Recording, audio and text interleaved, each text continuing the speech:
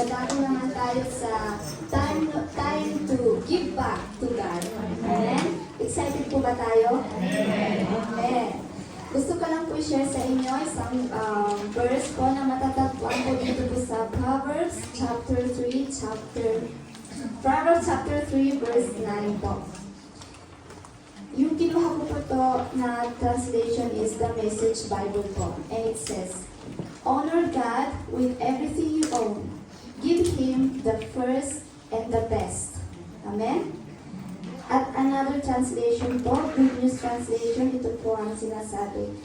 Honor the Lord by making Him an offering from the best of all that your land produces. Amen?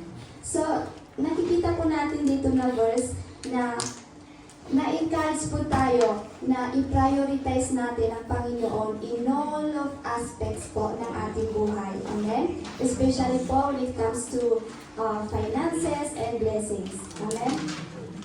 Nagdalis po natin kasi na ang Panginoon po, siya po ang source po ng ating wealth and ating mga blessings. Amen?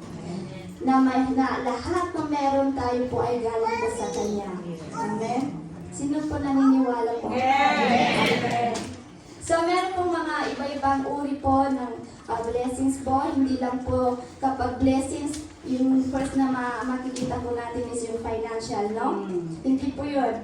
Hindi lang po material na bagay, kundi po blessing po yung kalakasan na binibigay po ng Panginoon araw-araw para po tayo po ay makapagtrabaho po. Yung protection po na mula po lalabas po tayo sa ating mga bahay hanggang babalik ulit tayo sa mga bahay. Doon yung protection ng Panginoon. Amen? Yung comfort po na kapag in times of need po, siya lang po ang nagbibigay sa atin ng kagalakan, ng peace. Amen? Di ba? Yun po ang mga blessings. Di ba? Ang ibang type po na blessings. So, magiging thankful po tayo sa Panginoon kasi hindi niya pa tayo pinababayaan. Amen? So, reminder lang po, isik po natin ang kingdom niya first. At lahat po ng mga kailangan po natin sa mga areas ng ating mga buhay ay siya po ay pupunuan niya. Amen? Kasi in the presence of God, there is abundance and fulfillment po. At in the presence of God, we find everything we need. Amen? So tayo po ay tumayo. Ama namin makapangyarihan, pinapasasalamatan ka namin sa lahat ng kabutihan o katapatan mo sa aming mga buhay.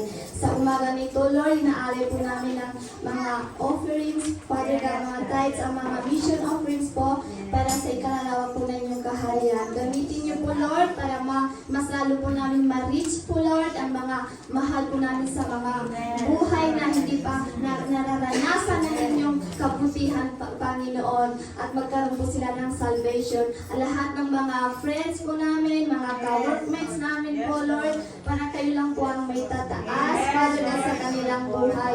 Gamitin mo, Lord, ito na inaalay po namin na with a cheerful heart, Father God, para sa inyo po, Lord. Lord, salamat sa inyong provision, Lord. Salamat sa inyong kabutihan na pinapakita mo sa amin. Salamat sa mga blessings, Father God. Hindi po kami after sa blessings, Lord, kundi after kami sa inyo, Lord. At alam po namin na kapag nalulugod ka na, nakikita mo kami nagbibigay na may kasiyahan, Lord. Alam ko po, Lord, na mas blessed po kami, Lord, kasi bubuhos mo ay mga blessings sa amin, Father God. Thank you, Jesus, for this day, Lord. At kayo pong maghari, Lord, sa araw na ito. Thank you, Jesus, in Jesus' name. Amen.